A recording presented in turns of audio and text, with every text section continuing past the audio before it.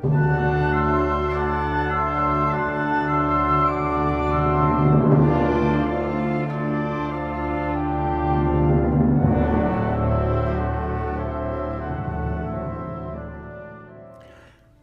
and welcome to Naxos Classical Spotlight. I'm Raymond Bisha. The music you just heard is the very opening of Blue Electra, a violin concerto by Michael Daugherty, written for and performed by violinist Anna-Kiko Myers with the Albany Symphony conducted by David Allen Miller. Music inspired by aviation pioneer Amelia Earhart. The album also includes works inspired by Buddy Holly and by the Apollo 11 trip to the moon. I'll have an interview with composer Michael Daugherty in a minute. First, here's a bit more of Blue Electra.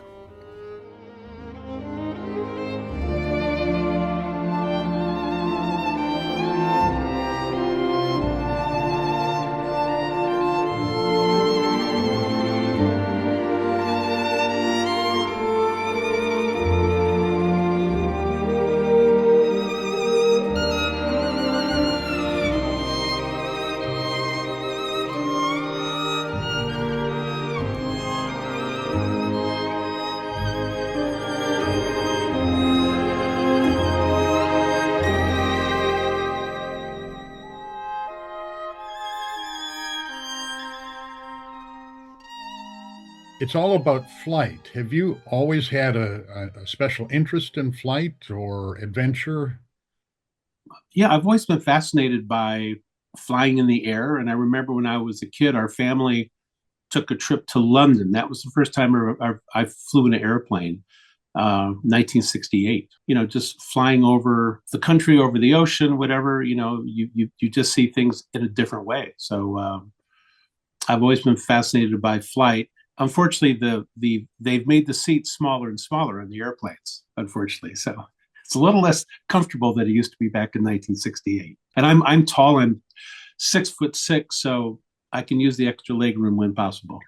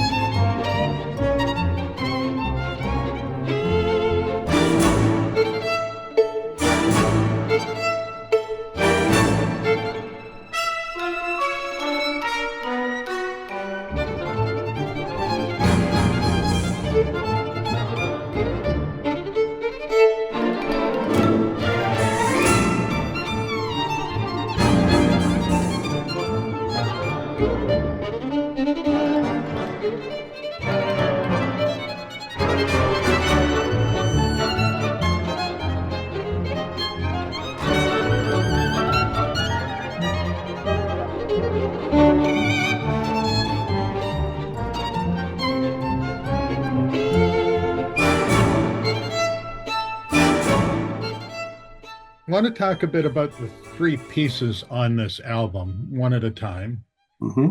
Starting with Blue Electra. What's it about?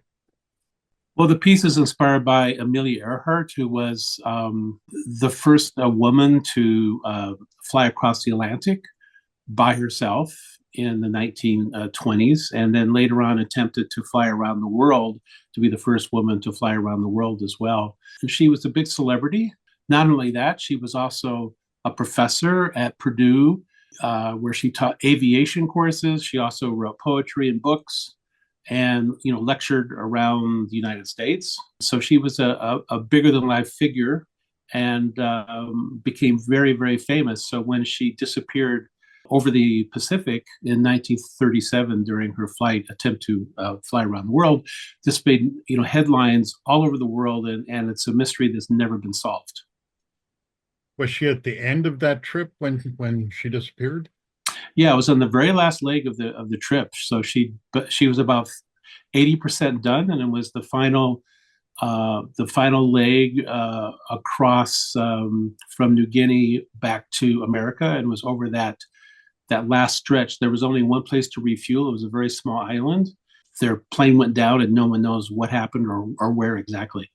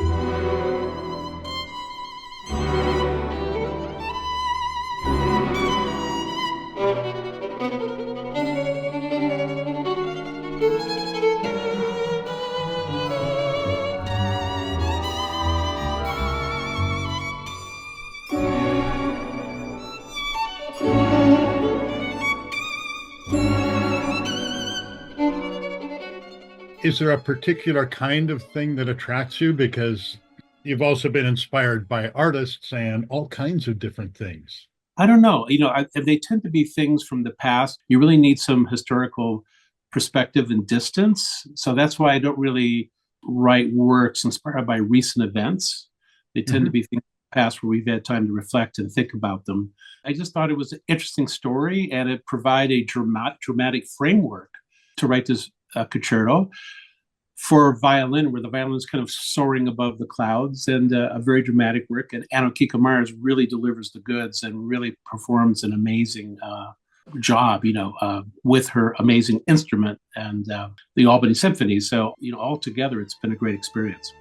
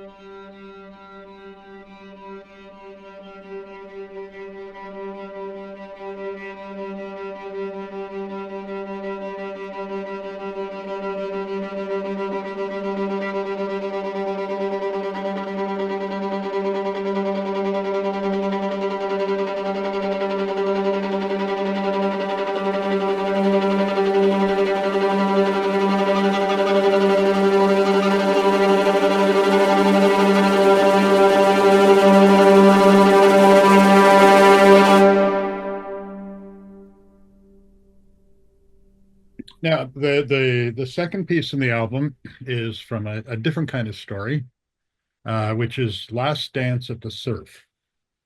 Yeah, so I grew up in Iowa, and about 2.5 hours from my hometown of Cedar Rapids, Iowa, is Clear Lake, Iowa, which is where the famous surf ballroom is located, and it's kind of the Carnegie Hall of ballrooms. It's where probably every famous rock band in the 50s and 60s performed. The surf ballroom has been renovated to its original state, just as it was when Buddy Holly played there in his final concert.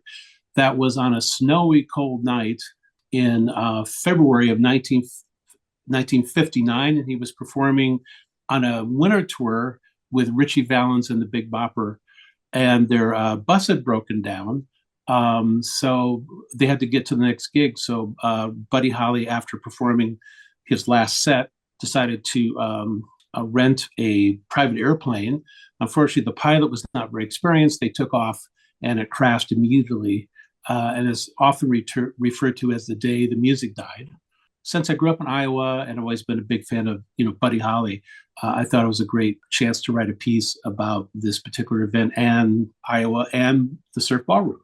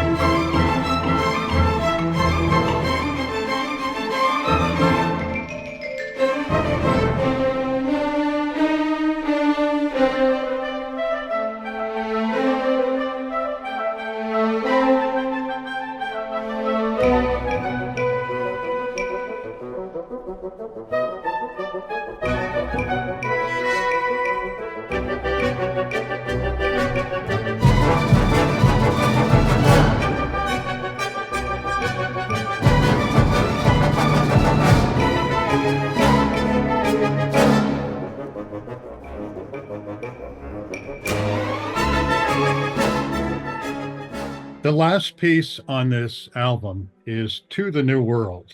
So tell me about what that comes from. Well, I was asked by Carl St. Clair, who's the music director of the Pacific Symphony, back in 2019 to write a work commemorating the 50th anniversary of the Apollo 11 mission and astronaut Neil Armstrong's first walk on the moon.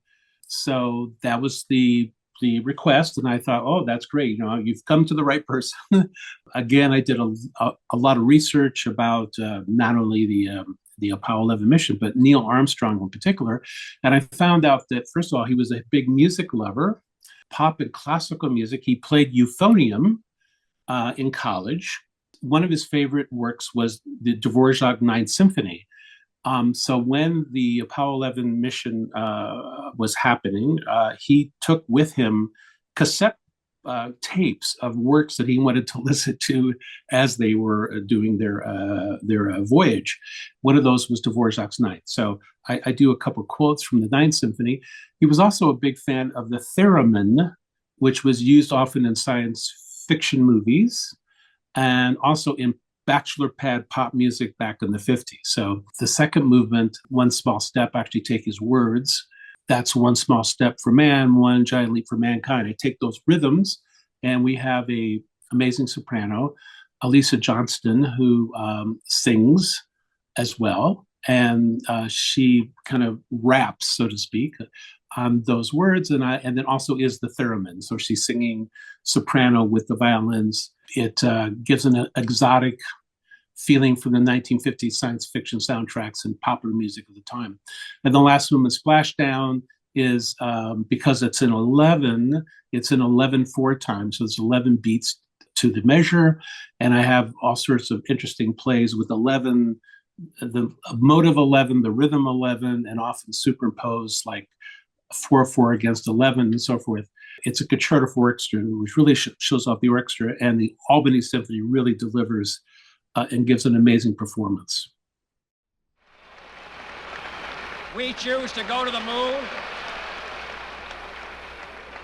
We choose to go to the moon in this decade and do the other things, not because they are easy, but because they are hard.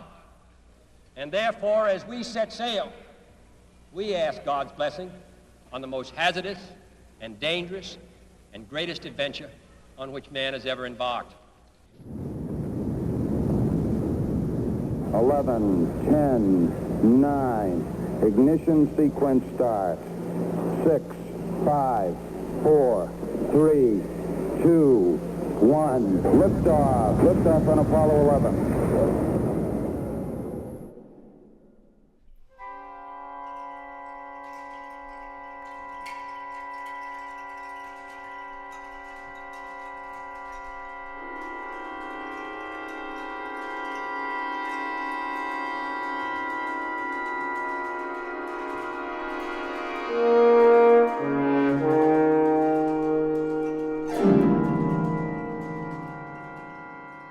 Can you describe the cover photo of the album? I've seen it, but I want you to describe it to the people listening to this podcast. Well, it's funny. Covers for albums or CDs or whatever have always been very important to me. When I was a kid growing up, when you went to the record store, what did you see first? You saw the album cover. And just like in movies as well, the beginning credits, there was a lot of creativity in the credits in the 50s and 60s, how the film would be introduced, the kind of fonts that are used, the images and so forth. And this is the same with recording. So I actually do a lot of work in finding the right image that I think will evoke what I'm trying to do in the music. In this particular case, at Purdue University, they have the Amelia Earhart archives, where they have a lot of photographs. So I was able to, after looking through, many, many photos, come across this amazing photo of Amelia Earhart standing in front of her Electra airplane, taken the day before she took off on her ill-fated voyage around the world. And she's standing next to the propeller, and it's really a credible photo. And I think really shows the drama behind her voyage and the music as well.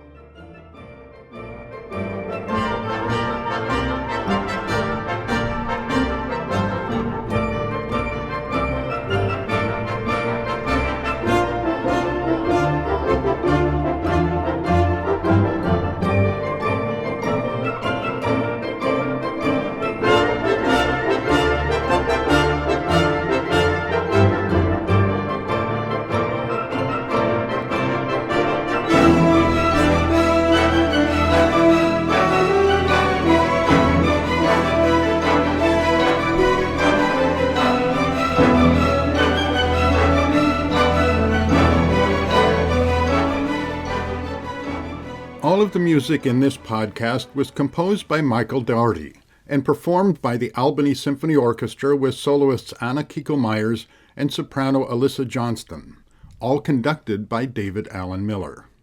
It's a new Naxos album, catalog number 8.559955. You're listening to Naxos Classical Spotlight. I'm Raymond Bisha. Thanks for joining me. To go out here is the ending of To the New World, inspired by man's first trip to the moon. This movement is simply titled Splashdown.